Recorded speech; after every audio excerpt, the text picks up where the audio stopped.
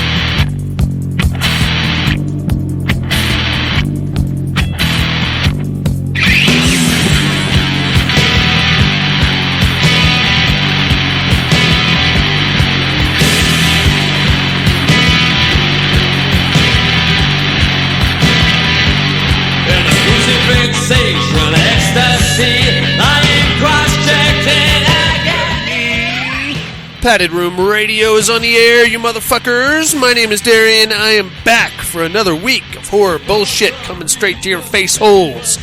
It's just me again, inmates. I don't know what to tell you. I think I pissed everybody off, finally. It only took me 12 years. I finally have pissed every single person I know off. Well done, Darian. No Jason, no Buddy. Jason still got the COVID, dudes. Buddy, be honest with you, I just told everybody to take the week off because I got a house full of in-laws here. I got a bunch of luggage here in the padded room. I got weird hats. I got cowboy boots. I don't have room in here for nobody else other than me. So it's just me in here tonight, inmates. I might go get the kids later, bring them in for a little immersion therapy. They're at McDonald's just at the moment with the neighbors. That's what my kids do. They go scrounging for food around the neighborhood. Their sad faces and their stories of malnourishment. Will you please take us to McDonald's? There's a sucker born every minute, inmates. I don't know if you know this. And my kids will find them and they will guilt them into a Happy Meal. So there you have it. Right on, man. What's up with you guys? Anything cool? Are you ready for Thanksgiving? I think I am. I'm going a little rogue this year. I'm having all the family over, of course, thus the room full of in-law stuff. This year I'm gonna try and make a beef burgundy. Anybody know what the hell that is? Yeah, me neither. I found the recipe on some website. I vaguely remember having a beef burgundy when I was a kid at some buffet somewhere, and I think I liked it. So far it involves chipped beef, marinating in Pinot Noir. It's been sitting in my garage for about 2 days now. I don't know. I'm gonna keep you informed. We'll see how it comes out. All right. If it's I don't know. Maybe we're all gonna get hammered off this chipped beef situation. It's supposed to be some kind of a stew. When I'm all done and said and done with it, it's gonna be a stew kind of a thing. I don't remember it being a stew. I remember it being more of like a casserole situation. So I could be completely off the rails with this. I might be delving into new territory with alcohol and beef products. I don't know. I don't know what I'm doing, but I'll let you know how it comes out. Maybe I'll just call it something else, and then it will be my own personal specialty. You know what I'm saying? It's a Thanksgiving meat pie, you motherfuckers. Just eat it. Shut up. Oh, he's hostile. He's hostile around the holidays. You know that. Right on, inmates. I hope you're all ready for Thanksgiving and the chaos that follows. Let's not talk about politics this time at the dinner table. All right, you're just asking for trouble, so don't even think about it. And by politics, I mean all things really newsworthy these days. Just shut the fuck up. Keep it to football and pass the gravy and. Back to football, I think, is the best way to go about it. That's the best way to get out of Thanksgiving dinner without a table getting overturned in your kitchen, because that is a very real and viable threat, my friends. I speak from experience. All right, enough about me and my horse shit. How about we do a regular horror show here, kids? We got listener mail, horror news, all the usual stuff. Let's kick things off with a little horror news.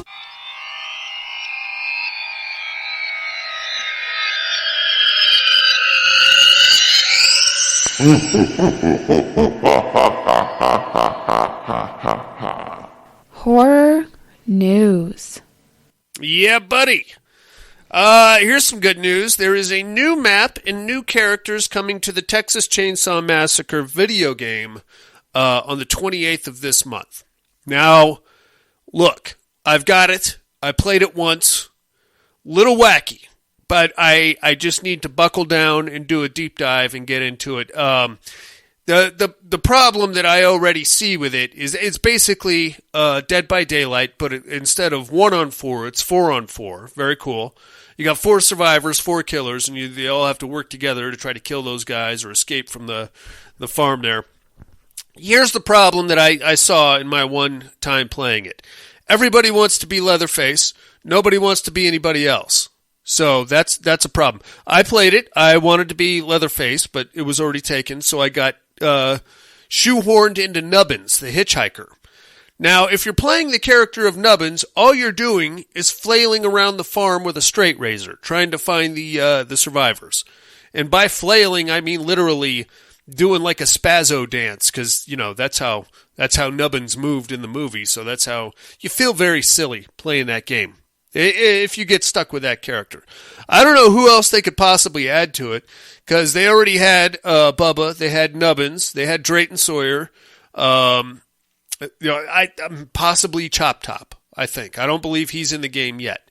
All the Survivor characters, I didn't recognize anybody from the movie. It's just a bunch of randos. So I'm going to do a deep dive. I got it. There's a rift open in Dead by Daylight. I'm hammering that.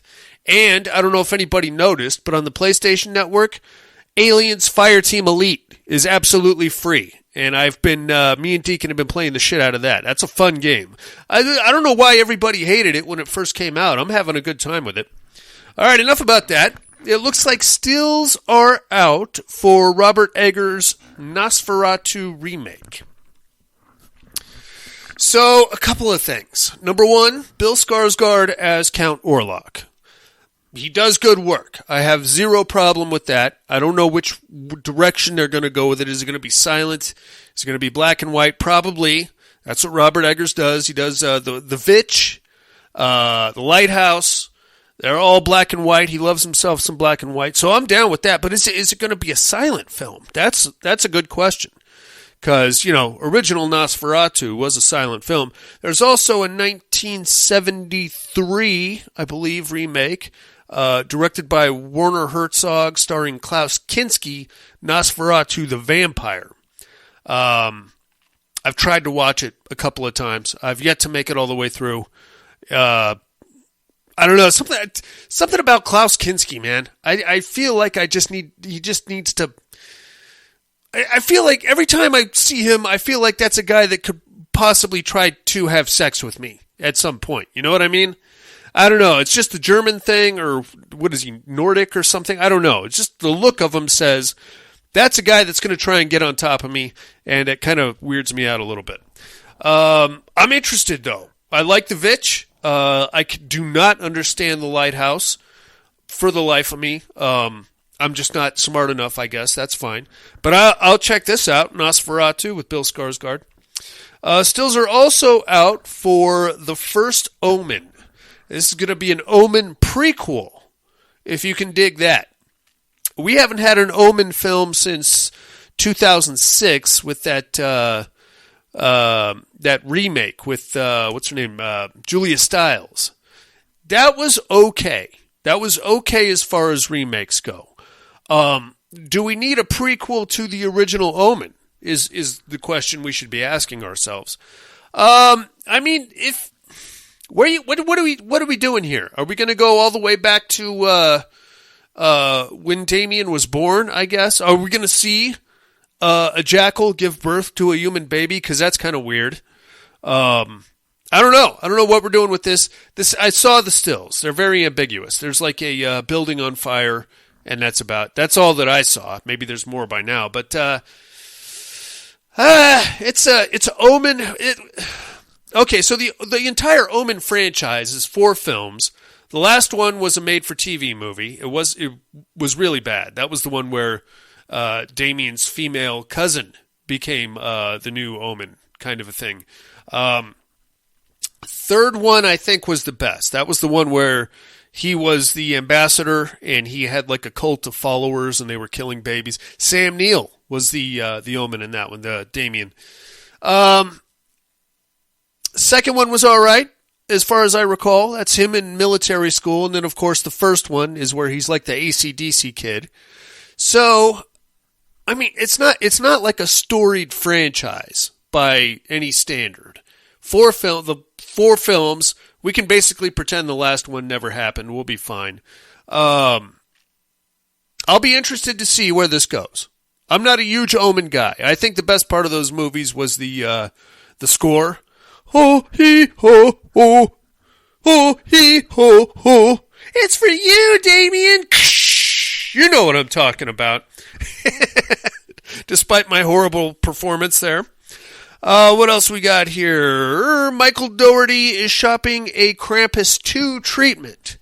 Don't get your panties all moist just yet there, inmates. It's just a treatment, and shopping it means exactly fuck all. All it means is that he's written like a vague outline for a Krampus 2, and he's taking it around trying to find somebody to help finance it. I would love to see a Krampus 2. But if we're in Michael Dougherty land, why are we not talking about Trick or Treat? A Trick or Treat 2. Or some kind of a Trick or Treat, situation. Anything. Give me more Trick or Treat. Krampus was great. I'll take another Krampus. But let's get back to Trick or Treat there, Mike Dougherty. What else we got here? Looks like seasonal fatalities bundle is available for Mortal Kombat 1 in a DLC pack. What does that mean? Seasonal fatalities. What are you gonna snowball them to death? Is that what you do? I don't know, man. I have Mortal Kombat 1. I haven't really played it much. I played through story mode. It's fine. The end is a bit bananas. Like the last, 7-8 fights. They just say, you know what? Fuck it. It's all crazy talk. So just here's a bunch of crazy shit, and they just fire it right at you, and you got to fight your way through it. It's interesting. I'm not in love with it the way I was Mortal Kombat 12 right? 12? Is this 12? No, 11. MK11. And I think the reason for that is that they reset the timeline, but they've diverted quite a bit from the original characters, how they interact with each other, who hates who and why, and all that fun shit. And it's I don't know. That's part of what drew me into Mortal Kombat to begin with, was how I fell in love with the lore behind it. You know what I'm saying? I love those characters. Scorpion, Sub-Zero, Reptile, Kano, Raiden, all that, they all hate each other, and they're all trying to kill each other in the name of this tournament, and then the world just blows up from there. And now we did a second hard reset. You know what I mean? Because this isn't the first time the Mortal Kombat universe has been reset. But this time, it's reset, but like back to the dawn of time, and now catching up, everything is all fucked up. And it's kind of hard for me to wrap my Mortal Kombat nerd brain around where we're at now and what we're doing and what the fuck. How are these two guys? They're brothers? I don't know. I don't know what's happening. Anyway, if you're interested in that, it's available for download. And that, my friends, is all I have on horror news. How about some listener mail?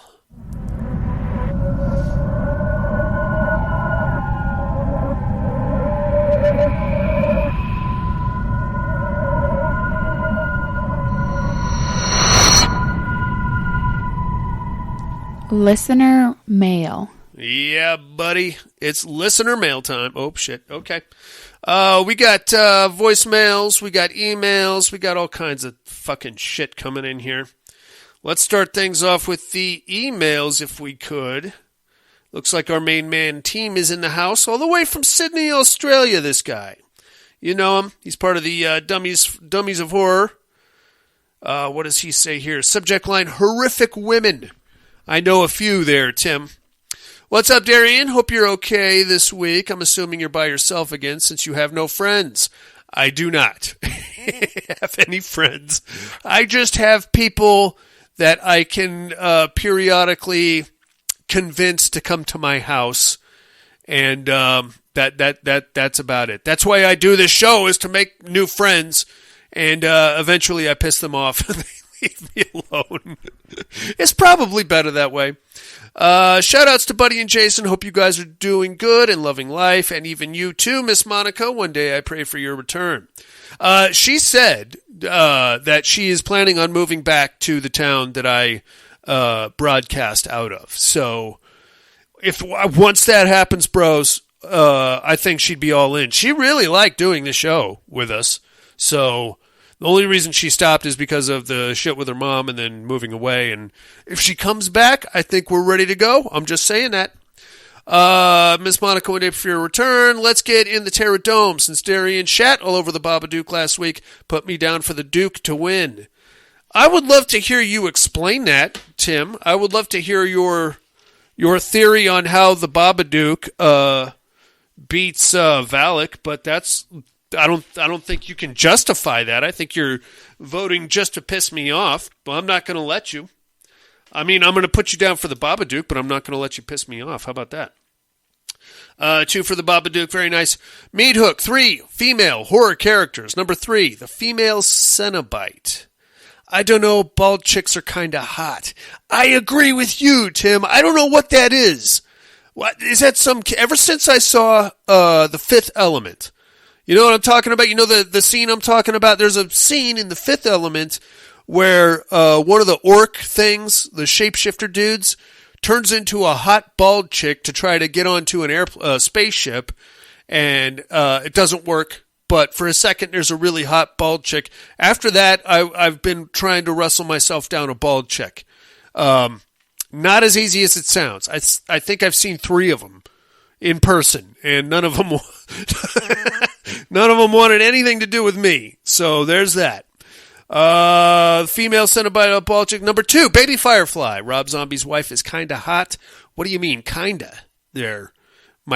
Tim, if you watch the first 10 minutes of Lords of Salem, dude, she leaves nothing to the imagination. And it is all good in the hood, if you understand what I'm telling you. Number 1, Annie Wilkes. Kathy Bates is the best female everything. I like Misery. I'll be honest with you, it's not the lack of cussing that annoyed me. It was all the cockadoodie, you know, the adolescent substitutes for bad words. It was cute for like the first 40 minutes. After that, it got a little stale. That's just my opinion. I could be wrong. Right on, Tim. He says, Darian, I have to tip my hat to you for raising your kids correctly. We get Texas Chainsaw Massacre 1 week, and now the Lost Boys. If they choose Jaws the Revenge for next week, I'm going to have to adopt them. Great reviews from the little guys. I enjoyed the Underworld show. That's it for me, beautifuls. Love you long time, Tim. Right on, Tim. Thanks for writing in, amigo. Like I said, they are at the neighbor's house scrounging for food. If they're back in time for immersion therapy, I'll get them in here and we'll talk a little Lost Boys. Otherwise, it's going to be just us again, young Timothy. That was all for the emails. How about some voicemails? All right, so this first one came in right smack dab in the middle of last week's show, past the listener mail segment. So he missed it, but I'm going to go ahead and play it for you now because I still want to hear what he had to say last week. Here comes Tom Hardy.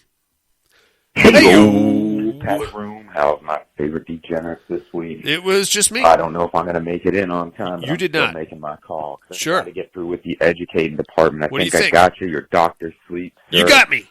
I believe your doctor. You got it.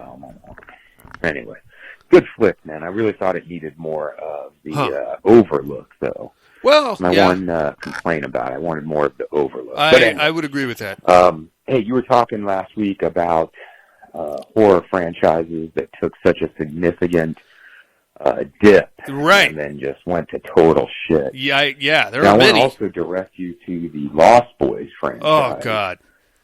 That one went from fucking classic, perfect 80s flick to what the fuck do they keep trying to do? What are we even doing with these And also, of clowns? course, The Crow, and I think you may have mentioned that one did. last week. That one went to fucking shit. Hard. Yeah. Anyway, for the Terror Dome, you got some fucking witch versus Sammy Kerr. I did. I don't even know who this fucking Bruja Braga witch is. All Brood. brood. It is. Just put me Hagazusa. down for Sammy Kerr. Yeah, I figured that. As far as the meat hooks go, the favorite villains, Yeah. I gotta admit, I'm fucking basic as hell, man. That's okay. I'm a slasher guy, so, Sure. I love me fucking Michael Myers. I Yeah. love Freddy Krueger. Right. He was probably one that really fucking helped ease me into horror. And then, of course, my all-time favorite has got to be fucking Jason Voorhees. Jason Voorhees. Anyhow, hope all is well. Love you like family. Bye. Love you too, Tom Hardy. So, yeah, about the dip in the franchise. And the reason I didn't bring up The Lost Boys, that is a dip. That is a huge dip right there. First one, iconic 80s vampire classic. First one, we'll get more into this in immersion therapy since that was our title for the week. That movie was the first movie to make me want to be the bad guy. You know what I'm saying? Like, you're watching The Lost Boys for the first time, and you can't help but put yourself in Michael's shoes, and you're going, why not? Why not be a vampire? These guys are having a great time. They're riding their dirt bikes up and down the boardwalk. They got hot chicks all over the place. Why would you not want to do that, man? What, because your mom got a job at the video store? Get the fuck out of here. That was my take on The Lost Boys. But the reason I didn't bring it up last week, per my franchise that took the sharpest dip, is because those movies were so far apart. Lost Boys original, what, 87 are we talking about? Lost Boys The Tribe, I think, I want to say like 2012. That's like a 30-year difference, you know? Could you even call, with the exception of Edgar Frog, Corey Feldman, who was clinging on to what semblance of a career he had, there's really no correlation between the two, other than some subtle winks and nods, like the fat guy with the saxophone and other things like that. So, I struggle to call that a sequel other than in name. And really, I think there's a third one. I think I got them both over here somewhere. I don't know. But really, I don't know. They didn't feel like sequels. They didn't get me at all interested in like any kind of a backstory of anything or anything I might have missed in the franchise. I don't even know that I would call that a franchise, really. It's really just The Lost Boys and then some shit movies. That's my stance on it. Right on, Tom Hardy. Thanks for calling in last week, man. Sorry we didn't get to you. Let's see who we got up this week. Let's get down to our main man in Alabama. Alan's in the house. Padded room, what's up? What's up, I Alan? hope everybody's doing good. We're okay. We're going to make the it. kids talking about Grandpa in Texas Chainsaw Massacre. Yeah. That was actually like a 19-year-old kid in that makeup, if I remember correctly. And once they got him in it, he was like, get this filmed, get this done. I'm not putting this back on. I think he was in it for like 19 hours. Oh, nice. Anyway, Terror Dome, Jimmy Valak, Babadook is stupid. Mr. Darien, Sir. are you He Never Died? You are correct. And horror movie checks. Number one, I'm going to go with Trash. Oh, Trash. Number two, American Mary. That's a good one. And number three, I'm going to go with Carrie White. Okay. That's all I got. Y'all have a good one. Talk to y'all later. Bye. I like all three of those picks, Alan. They're all pretty good. They're all villains. I noticed that. I love that about you. Well, I don't know. Do you call Carrie White a villain? I suppose you have to, right? She killed a whole town. Trash. A lot of fun, that young lady. I don't know how many hours I spent contemplating whether or not I saw an actual vagina or if it was just some kind of weird cod piece cover vagina cover thing. I did the research later in life. It turns out Linnea Quigley was in fact wearing some kind of a crotch, I don't know, fucking floss situation. So you didn't actually get to see her pussy, unfortunately.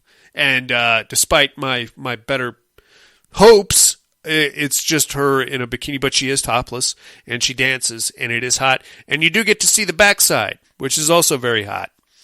Right on, Alan. Thanks for calling in. You got me. I was He Never Died. I am He Never Died. That's a great movie, man. And the sequel is not bad. I don't know if you've ever seen it. She Never Died. It's actually pretty fun. It's in the same vibe as the first one. It doesn't have Henry Rollins in it. There are some, at the end, there's like a little, oh, we heard there's another guy that's kind of like you. I don't think we're going to get a third one, though. But She Never Died is actually pretty good. Same basic idea. Shitbird criminals in the Pacific Northwest, and here she comes. She's going to fuck up their whole scene. And with a pretty dry sense of humor. I like that. That's pretty good stuff. Looks like Tom Hardy called this week. Let's see what he has to say now. Hey, yo. Hey, yo. Padded room. How's my favorite degenerates this week? Just me again, dude. I do hope everyone is doing well. Getting ready for the holiday season yes, there. Sir. Happy Thanksgiving to all the inmates. Happy Thanksgiving to you. I just wanted to get in real quick there. Try I some think beef I got burgundy. you on the educating department. Come on now. I believe you're He Never Died. Yeah, buddy. Not 100% on this one. You but, are. You nailed it. I think everything lines up. It does. Put me down for that. Yes, sir. On the Terror Dome, you got Valak versus the Babadook. The Babadook. And you got to go with Valak, right? I mean, have to agree. What are you going to do with the fucking Babadook? It's a book. Fucking little kid's going to be screaming all fucking movie. Oh, it's going to drive me crazy. It's the cause of all this fucking elevated horror. Yeah, I seems guess. to be like the newest craze or what everyone wants to be a part of instead of giving us real good, yeah, good horror flick. Yeah. Man, fuck that Babadook. Put me down for Valak. You got it, man. On the meat hook. What do you think? Female characters. Yeah. I got a couple. All right. So look, for number 3, put me down for Juno from The Descent. Oh, she was so hot. The Descent 2. That was one fucking bad bitch. Bad bitch. God damn, was that hot.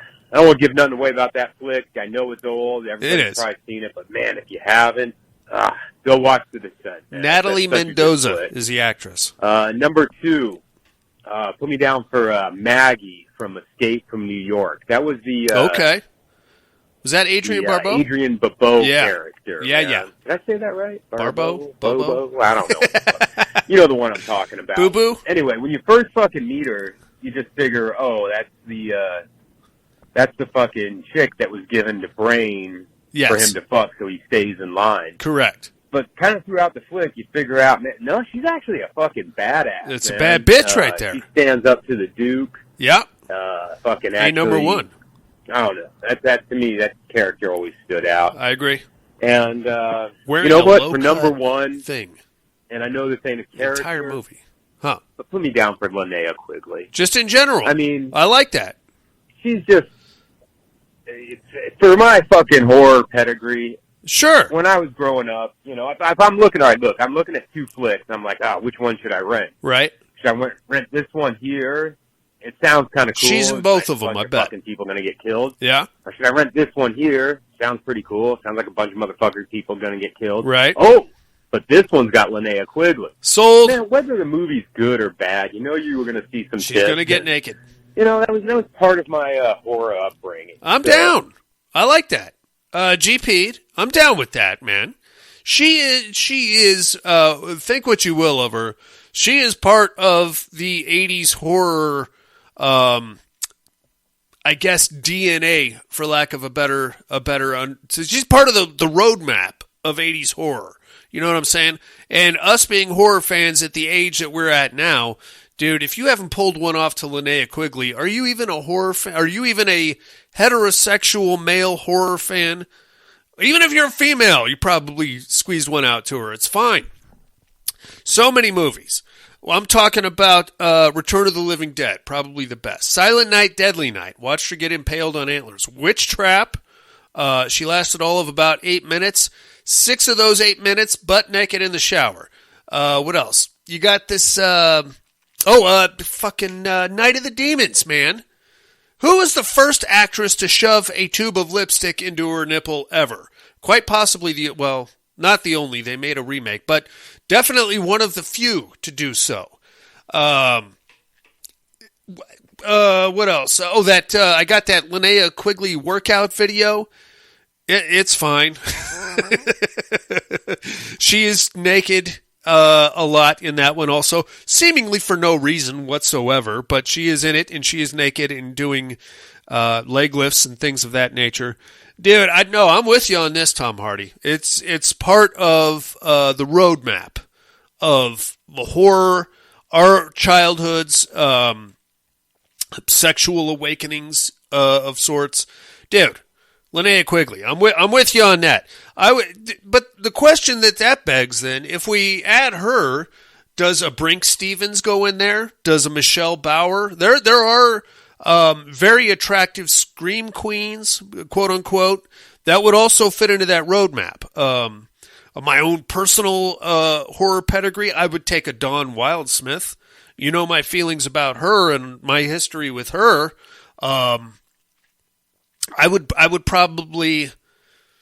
She doesn't have the body of work, but like if I had like some kind of a weird wet dream where Linnea Quigley and Michelle Bauer were fighting over me and I was like 17 years old, I'm going to go with Michelle Bauer every time. She is more attractive, in my opinion, and she was in Sorority Babes and Slimeball Bolorama, which Linnea Quigley was in also.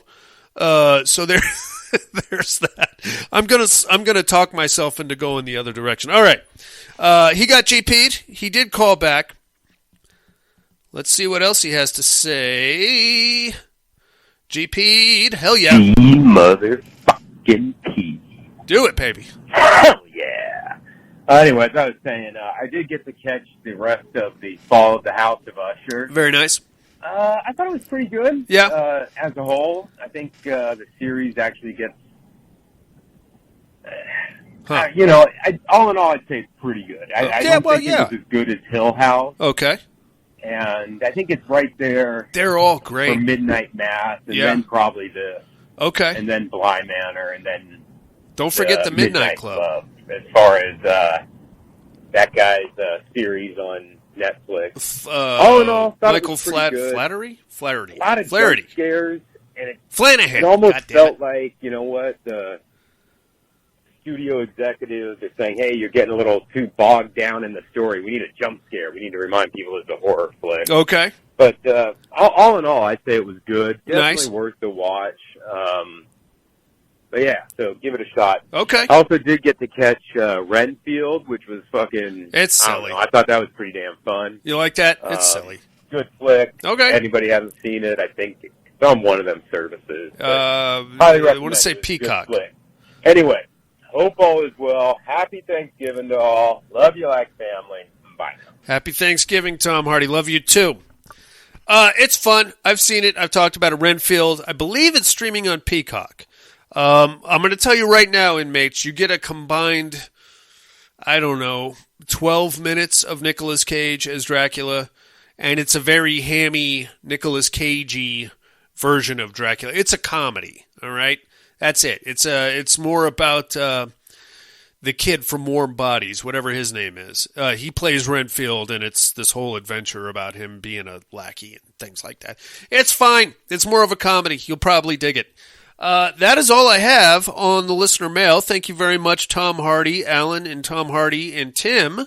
You guys are the best. You knew that. I hope you guys have a happy Thanksgiving. Watch the Lions game. Stay away from politics.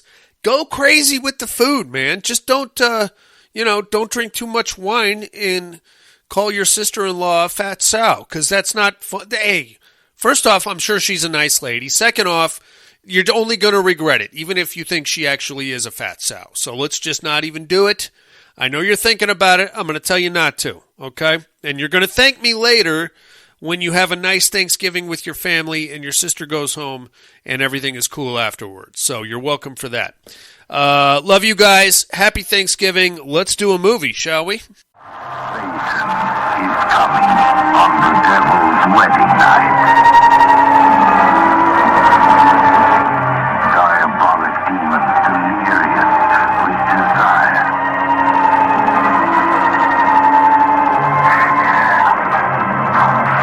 Dark desire lures the village virgins to the castle of carnal craving.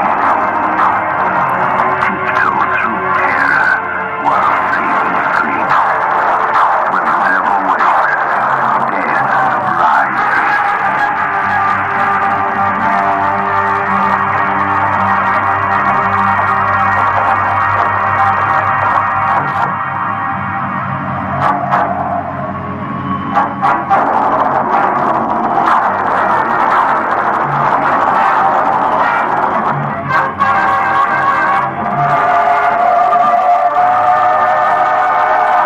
Death dwells in the domain of dark dreams. The Prince of Darkness opens the gates of hell to a bevy of bewitched beauties. Wanton witches find satanic satisfaction in an unholy alliance of evil. See the sinister sisters of Satan sacrifice screaming virgins. Satan is coming on the devil's wedding night. Come along.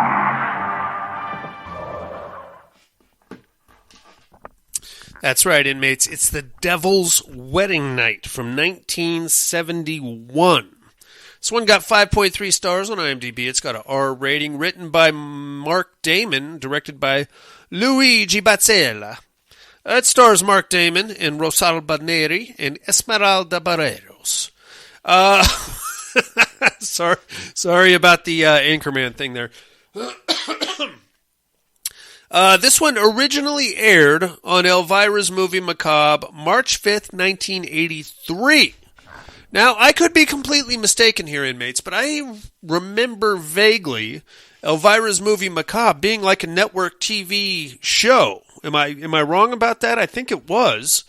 But this movie is very TNA heavy. So there's that. Maybe this was just the VHS release or something. I know they remastered a bunch of that shit when they put it out in physical copies. So I don't know. It's this one's got a lot of sexy and a lot of TNA, and that's okay with me. We start off, of course, with Elvira coming out and doing her all of her dad jokes and her funny little boob shakes and all that. It's great. I love it.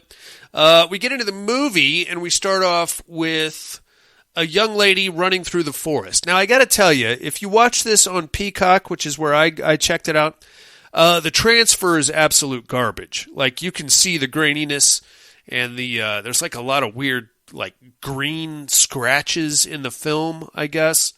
I don't know if there's a remastered version of this or not. Probably not, because it's not a bad show, but it's not the best thing I've ever seen, so if you're watching it streaming, you really got to like kill the lights, squint your eyes, and try to focus on what's going on because it's very hard to make out at times.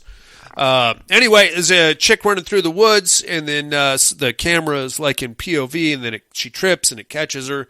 Very scary.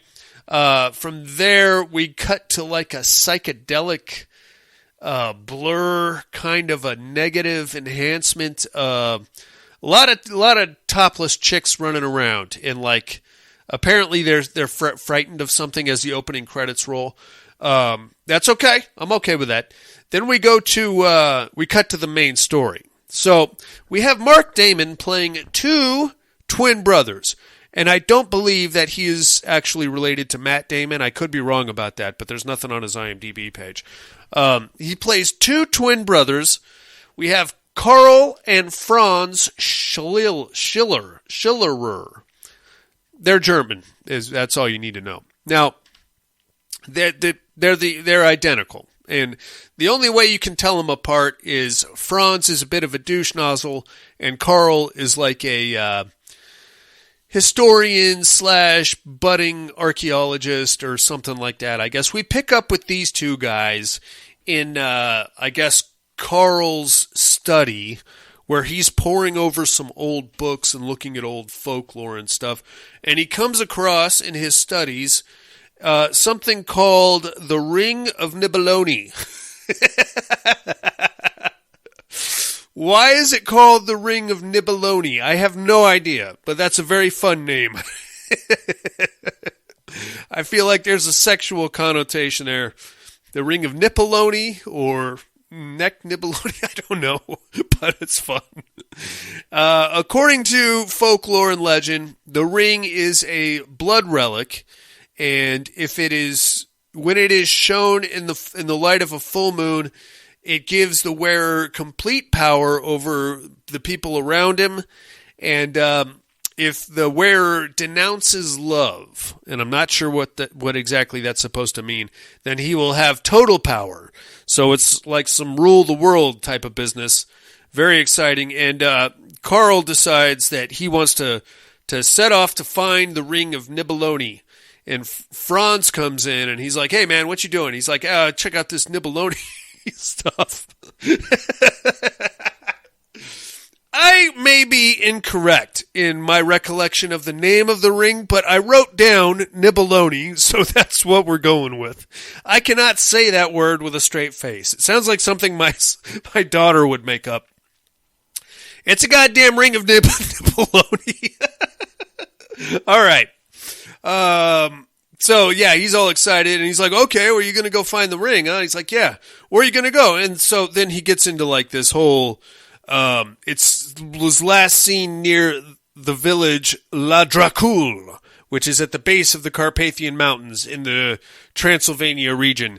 No mention of Dracula as yet, and despite the name of the village and the region, we're just going to pretend that we don't know anything about Dracula. So I guess that's where the story begins, is that nobody knows anything about Dracula. So that's fine, we'll just go with that.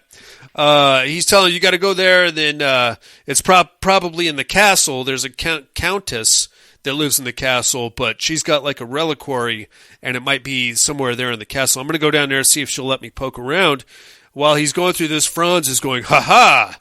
A rich countess, you say? And a castle? I'm going to go down there too and see if I can get her to marry me, and then I'll be a rich count with a castle. Dig that shit." So, okay, very cool. Now we cut to the next day. Franz left like in the middle of the night, so he's got a little bit of a head start on Karl. Great. Goes down there, gets to La Dracul village, checks into the inn. Everybody gives him like the stink eye when he walks in, because, you know, he's not one of the regulars. Checks into the local inn, and immediately has sex with the innkeeper's daughter. Now, don't get your panties in a bunch. There's a good reason for this. So what we find out when he checks in, the innkeeper's hot red-headed daughter takes him up to his room, and she's like, "Oh, you must be here for the thing." And he's like, "No, is there a thing going on?" She's like, "Yeah, tomorrow is the, what is it? The night of the Virgin Moon." And he's like, "What the shit is that?" So she tells him, on this particular night, once every year, 5 virgin girls from the village all just go to the castle, and they never come back. So he's like, "Well, what the shit is that all about?" He's like, "I don't know. They just go up there and they don't come back." "Well, how do you know which virgins have to go?" "We don't know. Just 5 of them just randomly go up there. We think that they are chosen or something." He's like, "Well, that sucks." And she's like, "Yeah, I'm really worried about it because I'm a virgin and I don't want to go up to the castle and not come back." He's like, "Well, honey, I got a real easy way to fix that." So that's why they end up having sex. I think the night before the night of the Virgin Moon is really a good time to get laid in the village of La Dracul. If you're a young man, or even an old man for that matter, I don't think they're particular. They just don't want to have to go up to the castle and not come back. So I don't know. I hope there's like a minimum age requirement for that? Because if not, that'd be kind of creepy, you know? Have like a bunch of 7 and 8 year olds going up there. All right, anyway, so that goes down. The next morning, Franz gets up and he's like, I'm going to go head up to the castle there.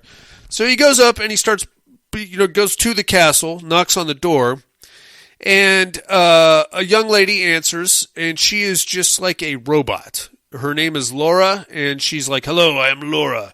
He's like, hey, I'm Franz. Nice to meet you. Listen, I was hoping I could talk to the Countess because I just kind of wanted to come in and poke around for a little bit. I'm an archaeologist, and I heard there might be some historic precedents here. So, what do you say? Can I talk to the Countess, or maybe you could let me in for a little bit?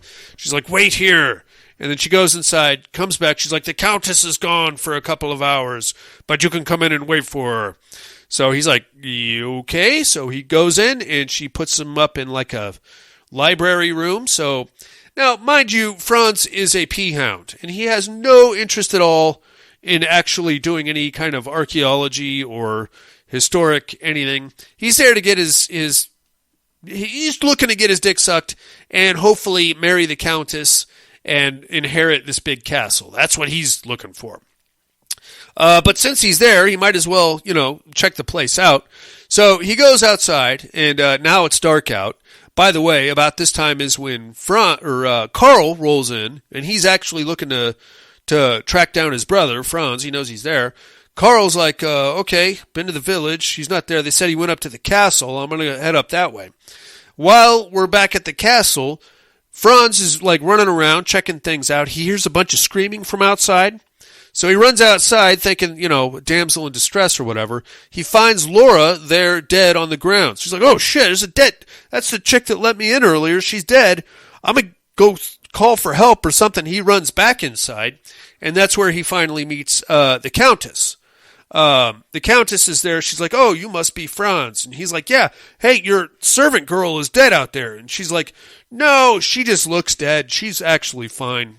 I don't know. It's just the way she looks sometimes. He's like, no, man, I'm pretty sure she's dead. And then Laura comes back in. She's like, I'm not dead. I was just laying around outside. That's kind of weird, right? Anyway, Franz is like, oh, okay, well, I'm Franz. Nice to meet you, Countess. Make a long story short, they end up having sex with each other in a very psychedelic blur kind of a fashion. You get to see the Countess naked, and I thought I saw her vagina lips for a second, but I could be wrong.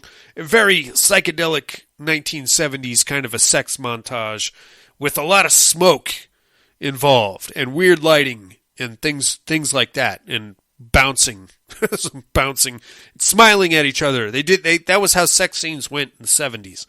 Anyway, while that's going on, towards the end of this little sex montage, the Countess bares her fangs, and we realize she is in fact a vampire. So there's that. She bites him. While that's going on, Carl has been granted access to the castle. Laura's leading him upstairs, and just as Franz is being bit, he's like, Carl, gotta run! But Carl didn't hear him because he's now being led upstairs by the Countess. So Laura is dealing with Franz, getting him situated in a crypt. Carl is now being led upstairs, and the Countess is like, hey man, your brother was here a few minutes ago, and he left without saying goodbye. He was a real dick about it. I don't know what his deal was. He's like, yeah, sorry, that's my brother. Can be a real fuckface. Hey, any chance I could just kind of cruise around here and check the place out? I heard there's this cool ring that might be somewhere around here. Can I poke around? She's like, well, it's getting dark, so how about you just spend the night like a gentleman? By the way, you should do that to make amends for the foul treatment of your brother. Spend the night here. You're going to love it. And you can poke around in the morning. How's that sound? So Carl's like, oh, yeah, well, no, I don't. I got a room in the village. But then here comes Laura with some tea, which has clearly been drugged. And Carl takes the tea and has a drink with the Countess. You know it's been drugged because from there they go into a bananas laughing montage where they just sit in the study and laugh at each other, which is great. But that leads to a girl-on-girl sex scene between the Countess and Laura, which is pretty hot. And I guess Carl doesn't get to participate. He just gets to watch, which is kind of shitty, but it's still kind of hot at the same time. I think they were going to go in and try to, make Carl a vampire too, but he's wearing the pendant of Pazuzu, boys and girls. That's right, and it is identified as such. It's basically a necklace with a little box thing on the front of it, and he says, hey, this is the pendant of Pazuzu. It protects me from evil shit, so you keep your goddamn vampire hands to yourself, and by all means, continue, finger blasting each other, but just, I'm going to sit over here and watch and possibly jerk off while you do that. So, hands off, hands on each other, good to go. I'll take care of me, you do you. There's that. By the way, I need to get up out of here in the morning. So, that's great. Wakes up in the morning, house is completely quiet. He's like, oh shit, okay, what's going on? He just starts, she said I could poke around, so he starts poking around, goes down into some subterranean areas, finds a crypt, and sure as shit, there's the Countess, and there's another one right next to hers, but he doesn't open that one just yet, because while he's down there, a big bald vampire pops out, and this is the most worthless vampire ever. He pops out, and he looks kind of like George the Animal Steel, and Carl hits him with a pole, and then he gets knocked out. So, other than popping out and showing us that he's a vampire, this big fat bald guy is pretty much worthless as a vampire servant, is what I'm saying. Okay, Carl's like, whoa, fucking vampires, believe this shit, I'm getting the hell out of here. Goes back to the village, talks to the people at the inn. They're like, hey, bro, your brother had a room here. He banged my hot daughter, and then he took off to the castle, and that's the last anybody saw of him. So Carl very quickly does the math. Shit. My brother is a pea-hound. He went up there, banged the Countess, obviously, and she turned him into a vampire because he wasn't wearing the pendant of Pazuzu like I am. So thus, that second crypt next to hers must be his. Fucking fuck! That asshole got himself turned into a vampire. So, he's got to go back up there, save his brother, right? He gets on a horse, he hauls ass up there, he gets down in the crypt, finds his vampire brother, gets him out of there, gets him back to the village there, as the sun is setting. We're still safe, kinda, because, I don't know, I guess you're okay as long as you don't, get direct sunlight as a vampire in this movie. Very cool. Gets back there. Now, unfortunately, though, it's the night of the Virgin Moon. So we get another pretty hot montage of a bunch of hot early 20s, scantily clad, nightgown wearing young ladies just kind of getting up in the middle of the night in a trance state and walking to the castle. Very cool. They get there, and now there's like a cult situation going on, bros. There's like 5 or 6 dudes, and they all got like black hoods on, and they're gonna sacrifice these chicks. So watch out for that.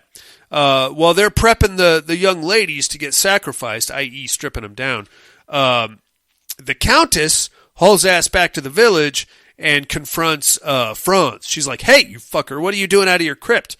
And he's like, hey, I don't know what I'm doing out of my crypt. She's like, well, you get your fucking ass back to the castle. Me and you are going to get married tonight. So there's that. And by the way, my husband, my real husband, is going to possess your body because that's the whole reason you're here anyway. So good news, you're going to be rich and powerful and immortal. Bad news, you're now Count Dracula. Or at least you will be in the very near future once we have our vampire wedding. It's going to be kick-ass. So he's like, oh, that sounds badass. Let's do that. He's like, oh, I'm just going to say goodbye to my brother, and then I'll meet you at the castle. And then she leaves, and then Carl pops out, and he's like, hey, man, I heard all that shit. You're not serious about marrying that broad, are you? And he's like, well, yeah, I mean, I could. That's why I came down here, was to marry her and inherit myself a castle. He's like, you're gonna be a fucking vampire if you do that, bro. You can't be a vampire. He's like, well, yeah, well, whatever. So they get into a fist fight there in the inn, and I guess Carl beats up vampire Franz. We just have to assume that that's happening. While that's going down, back up at the castle, these 5 virgins get sacrificed via stabbed in the neck, and it's a whole psychedelic fucking montage, dudes, of like these hooded guys. Like, I think the implication was that the hooded guys all had sex with the virgins before they sacrificed them. It doesn't really say that, but there's like a lot of weird interpretive dance things going on, and again with the psychedelic camera shit, a lot of boobies, a lot of chicks getting stabbed in the neck, blood goes down. Make a long story short, it's very sad. So now we have Carl, who's still there, and he just beat up Franz. He's like, well, I'm not going to let my brother marry her, and also I'm not going to I'm going to try to save these virgins. He doesn't know they're already dead. He goes hauling ass up to the castle. Franz wakes up and beats him to the castle, and he's like, hey, I'm here for my big wedding. Let's get it going. So the Countess pops out, and she's now flashing the ring of Nibeloni, which it looks like a red doorknob on her hand, really, and it glows in the moonlight. She's like, okay, Ring of Nibeloni, it is time to invoke your power and bring back my husband in the body of this guy that I just turned into a vampire and had sex with. So a lot of thunder crashing, stuff like that. He's like, okay, let's do the marriage thing. All the cultists show up for the big wedding. Franz is there. He's kind of dressed like Count Dracula, and he's got his vampire teeth in. He's like, okay, let's do the wedding. At the last second, they have one more virgin, I think. The daughter of the fucking innkeeper shows up, presumably to save Franz and keep him from getting married. But it's never overtly stated. I mean, we have to assume that she's not a virgin, so sacrificing her ain't going to make a lick of difference because they clearly had sex the night before. I think. I am interpreting a lot of this because it's very vague. But she shows up and they're like, okay, we're married now. You just need to become a full Dracula vampire by biting her neck and drinking her blood and killing her. And he's like, yeah, I'm gonna do that, and then I'll be good to go. And then at the last second, he has to change a heart, and he stabs the Countess with the sacrificial knife. But she, of course, is a vampire. She didn't give a shit about that. She's like, you fucking jerk off. I was gonna make you a very powerful vampire, and now you're fucking around with this. And he's like, yeah, I don't want to do that. So he grabs a battle axe off the wall and just goes ape shit on all the cultists and cuts all their heads off. Very cool. While that's going on, Carl has made his way back to the castle, and he's trying to get the ring of Nibeloni away from the Countess. So, big fight. Franz is trying to protect the innkeeper's daughter and kill all these fuckers. Great. The Countess makes her way as she's trying to fight off Carl. He battles her up the stairs in a very swashbuckling fashion, all the way up to the roof, where he cuts. She's getting ready to do a fucking invocation or whatever with the ring, and he cuts her hand off just before she does it, and her hand with the ring goes tumbling over the side of the castle. He's like, I got you now. She's like, you ain't got shit. I'll grow my hand back because I'm a goddamn vampire, and then I'm going to eat your ass. But while she's growing her hand back, fucking A, the sun comes up, and it roasts her, and all the cultists now go back to sleep, or they're all dead, actually, because Franz cut all their heads off. Franz then goes back to sleep. He goes back to the crypt. Carl makes his way downstairs and manages to save the innkeeper's daughter. That's pretty much the end of your movie, except that as the sun comes up fully, Carl and the innkeeper's daughter find Franz's crypt, and they kill him with a stake through the heart, and then they take the ring of Nibeloni and just kind of leave it on his grave mound. And then they get into a coach, and they're driving off, and everything's cool for a second. He's like, well, good thing we got rid of those vampires, and your village will be safe now. And then the innkeeper's daughter's like, hey, you look just like Franz. He's like, yeah, we're twin brothers. That's how it works. He's like, well, I really like Franz. He's super cool. He's like, yeah, no, he's a bit of a playboy, but, And then she's like, oh, you going to try to fuck me? I'm paraphrasing, obviously. And he's like, well, you're pretty hot. And then she pops up with the vampire teeth and bites Carl. And then the very last shot of the movie is Carrie White style. We see a hand come out of the ground on Franz's burial mound and grab the ring of Nibeloni and hold on to it. And that's the end of your movie. It's pretty good, I thought. I thought it was pretty good. There's some silly shit happening here. Mark Damon playing identical twin brothers. It's silly as fuck all. And you can't tell them apart other than one of them acts like a douchebag and the other one kind of acts like a nerd kind of a guy. So it's very easy to get the two confused because they don't do a lot of introducing each other either, so no idea. Plenty of TNA. I guess you might call this a gothic romance. It reminded me a lot of Twins of Evil, but with dudes instead of hot chicks that were actually twins.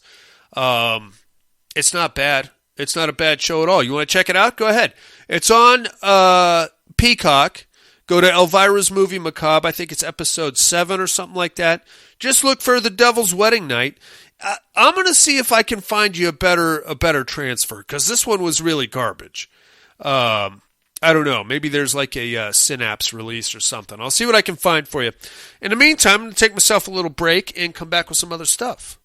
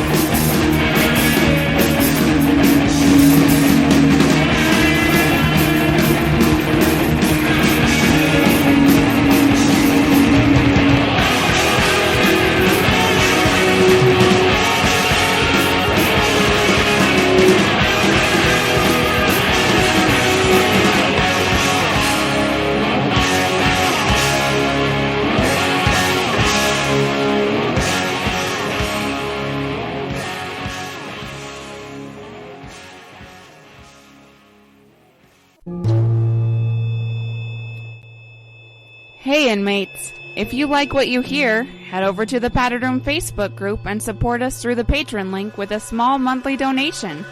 Check out the T-Villain link at paddedroom.podbean.com and grab some t-shirts. Thanks for listening and enjoy the rest of the show. And I'm back, ladies and gentlemen. Well, are you digging the Elvira's Movie Macabre month here in the Padded Room? These aren't the best movies.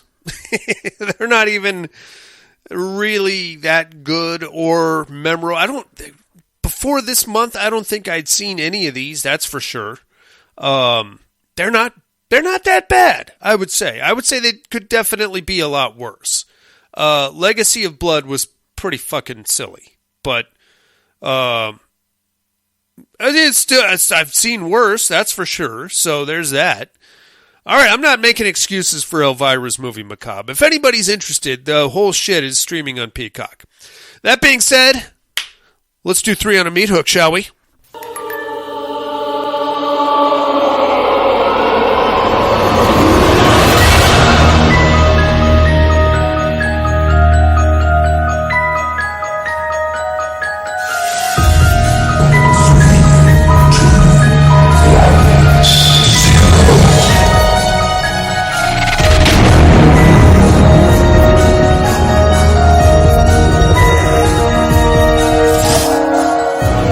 Three on a meat hook. This week's meat hook.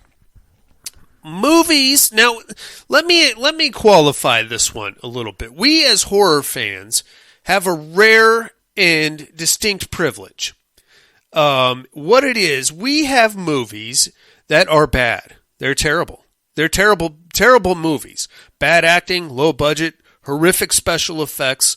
But for some reason, we as horror fans love these certain movies that we love for no rhyme or reason. We know they're bad. We know it.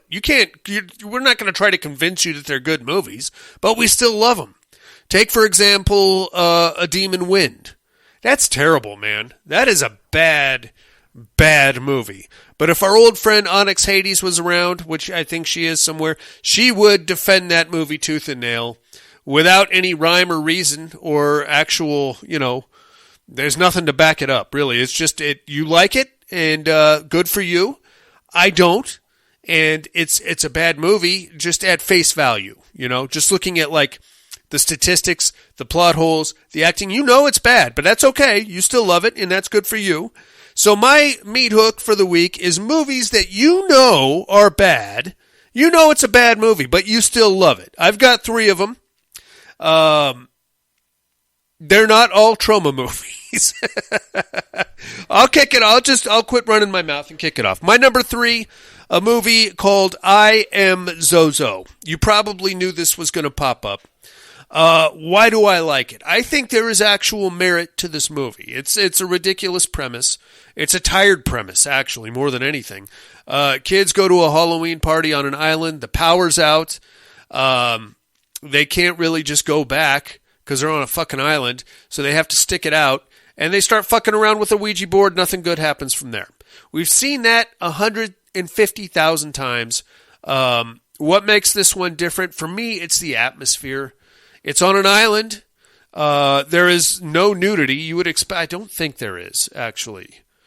I don't believe. Actually, I think there might be now that I think there's a shower scene. But regardless, it's not the cheeky horse shit that you would expect it to be. Very atmospheric, very creepy with like the woods around. The sound design behind this one is pretty good. It's other than that, it's not really a good movie. I like it.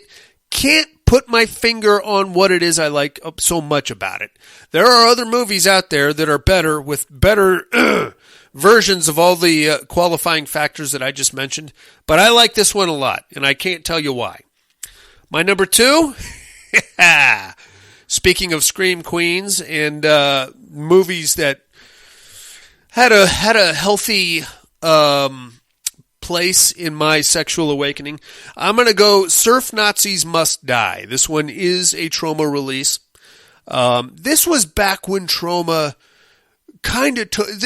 before Troma was Troma. You know what I'm saying? Before Troma started putting out horse shit like fucking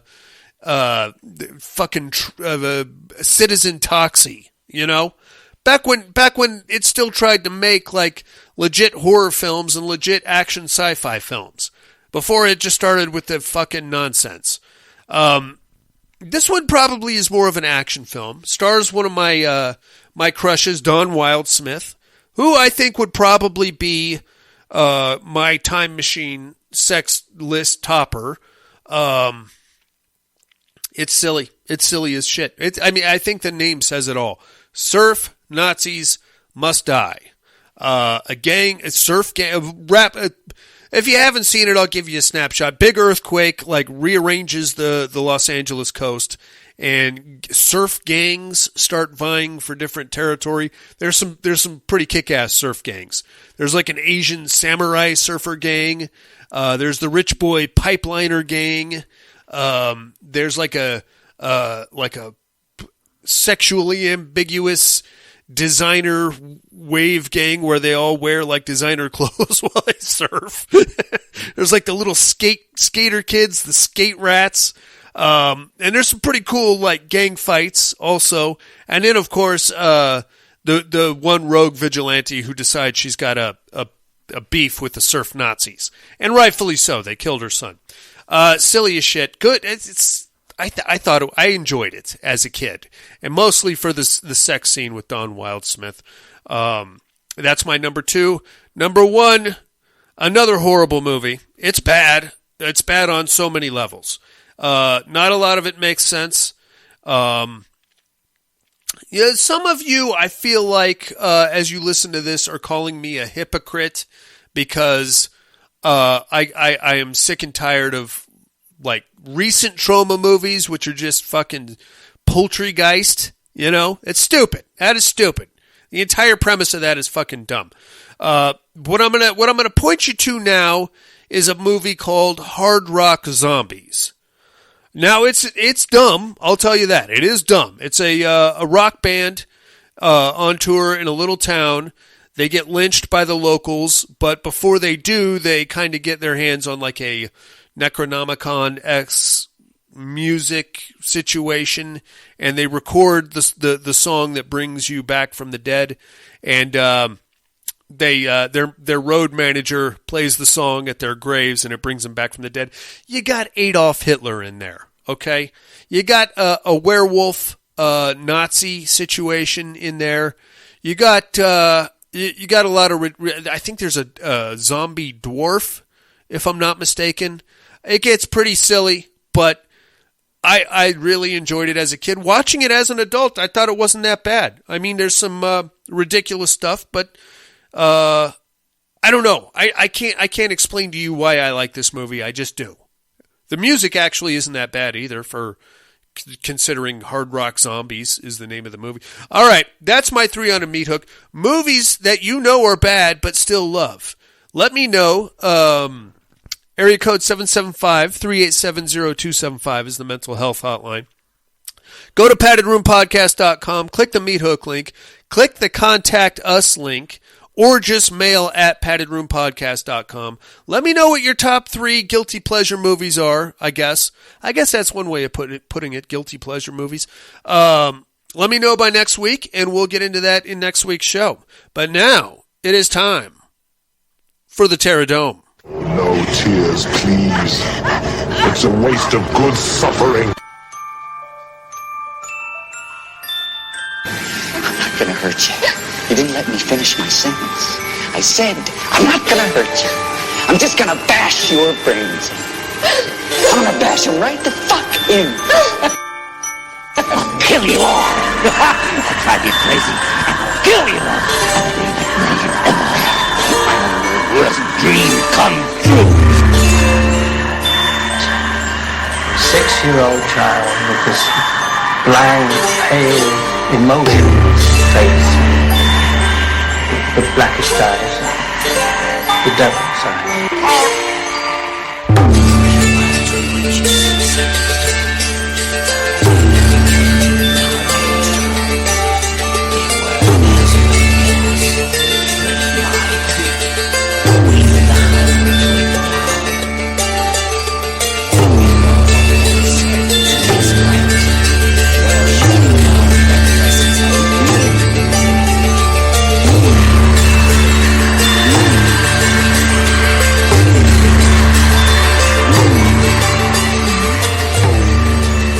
Welcome to the Terradome. First, last week's winner. We had, in singles competition, Valak, the vampire from Vampires, versus the Babadook.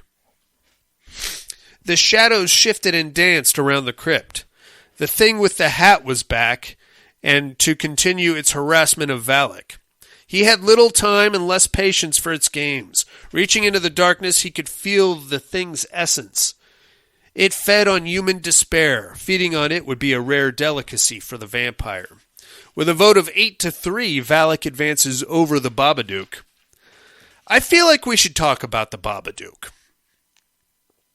I don't get it, myself. I saw the movie. I thought it was fine. Explaining to me that it's one big metaphor for grief, that didn't make it better or worse to me. I thought that kid was annoying as shit. I'm not sure I understand the love for the Babadook. I don't know. You guys explain it to me if you're some kind of a Babadook enthusiast, I guess. Some kind of a Babadook super fan, let me know. While you're thinking about that, let's talk about this week's matchup. We are still in the Inferno Conference Round 10. As usual, inmates, bear with me, I'm not much of a writer. Seth was getting desperate. His failed attempts at molecular reconstruction had led him to this point. His experimentation had led him to a slow degeneration of cellular integrity and the reintegration of foreign cells. To the layman, he was becoming a human insect. Across the American Southwest, a crime spree was underway. Suspects are unknown and still at large, despite surviving numerous shootouts with local police departments. One news clip showing a slender older man being riddled with bullets before jumping into a van to speed off, seemingly unfazed. Whatever these people were, their distinct biology might have some of the answers that Seth needs to save himself. In South Texas, Jesse Lee was on his way to a remote farm off the beaten track. He'd been separated from the rest of his cohort and needed a safe house until things died down. Singles competition, we have Jesse Lee from Near Dark versus Seth Brundle from The Fly. That's your matchup, inmates. I think I have to go with Jesse Lee on this one. Seth is a bad motherfucker, and he's disgusting. And if he pukes on you, you got a serious problem. But Jesse is a vampire. I think I got to go with the vampire over the human insect situation myself. I don't have a lot of logic to back that up other than vampire. So that's where I'm at. Yeah, let me know. The Padded Room, or paddedroompodcast.com. Click the Terradome link. You can vote right there on the motherfucking webpage if you don't want to reach out to me, which I can understand. Or you can call me, mental health hotline, area code 775-387-0275. Now, my friends, it's time for a little, what are you looking at?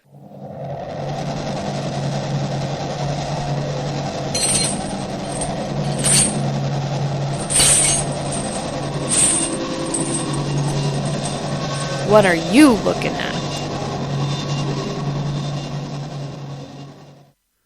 How about Birth Rebirth from 2023? This one just hit streaming on Shudder. Pretty good show, man. It's got kind of a Frankenstein reanimator element going on. It had Marin Ireland starring in this one. You'll recognize her from The Empty Man, also The Dark and the Wicked. She's becoming horror royalty, if you ask me, my friends. A girl dies of acute meningitis. Marin is this socially awkward morgue technician who basically finds a way to reanimate her. The girl's mom catches on and tries to help out with the experimentation. It takes a dark turn and kind of a gross one when we find out what her reanimation process entails. It gets pretty gnarly, dude. Guy gets jerked off in a bathroom. I'll just tell you that. Into a specimen bottle. That's where it starts, and then it goes even weirder and darker and pretty gnarly, pretty nasty stuff there. Pretty good show, though, I would say. All the way around. Kept me interested, kept me invested. I was invested. I was thinking this grieving mom is going to get her little girl back in a weird kind of Neanderthal kind of way, but really, is it ever a good idea? No, it is not. And I will say that if I've learned one lesson from watching horror movies, if one of my kids dies, which I hope to God they don't, and some fucking weirdo gives me the opportunity to bring them back, no. I'm gonna tell you no. Don't do it. Pet Cemetery, okay? Wakewood. What else? This one, Birth, Rebirth. There's like 10 or 12 of these where the kids die and come back and they're just these fucking feral beasts. Don't do it.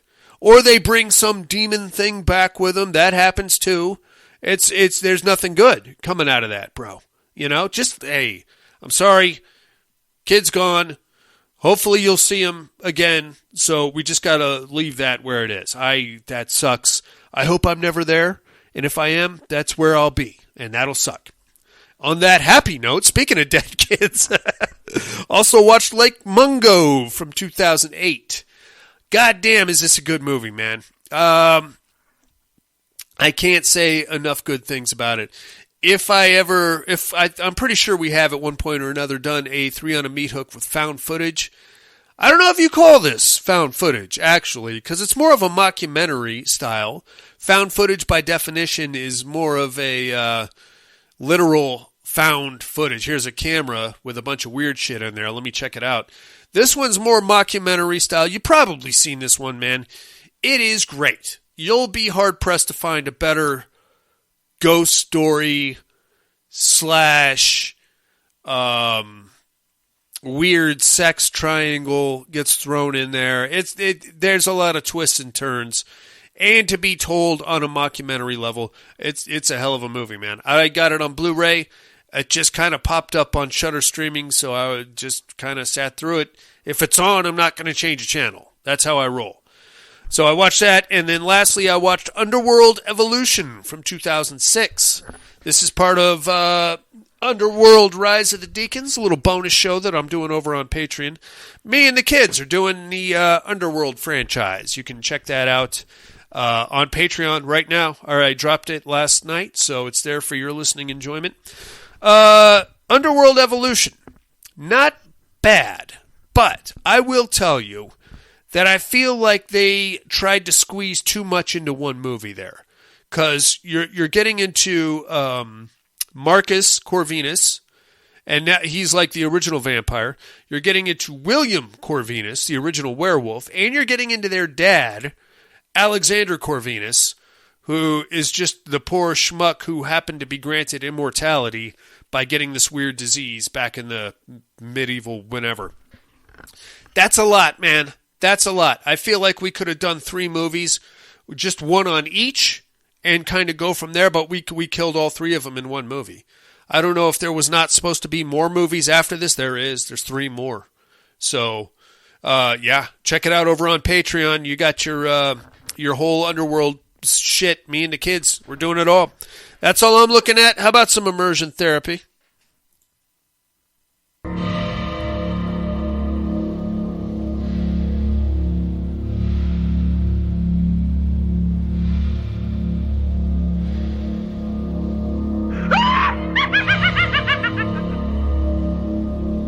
Immersion therapy.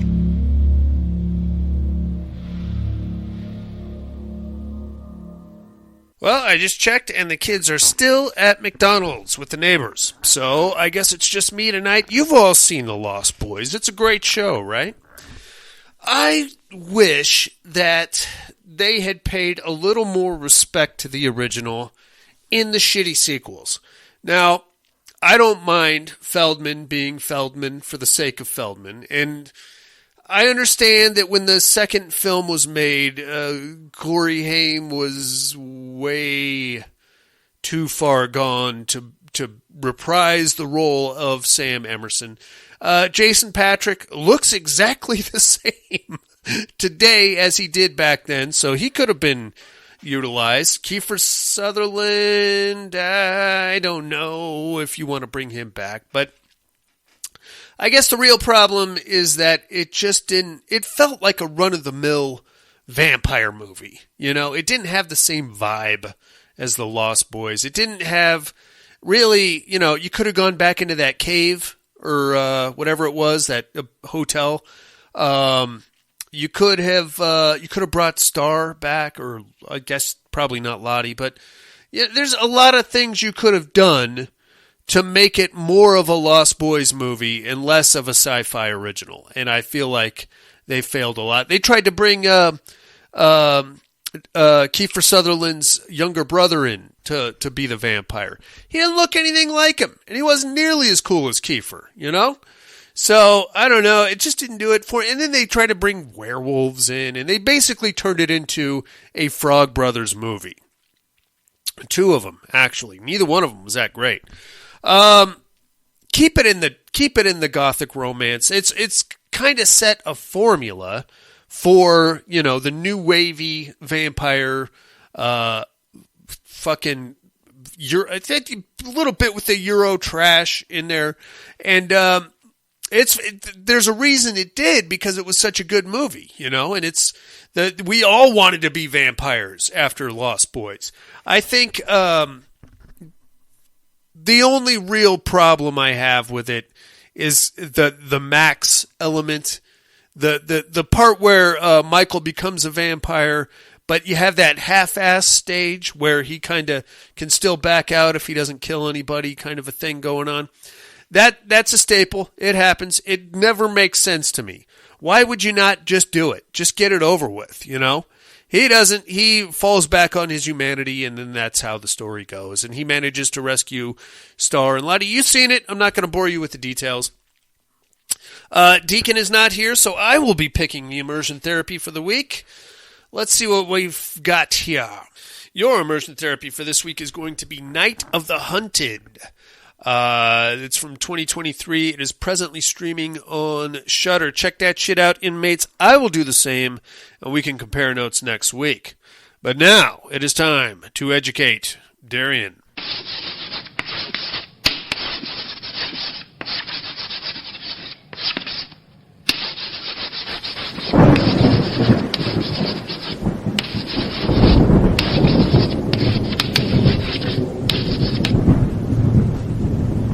Educating Miss Monica.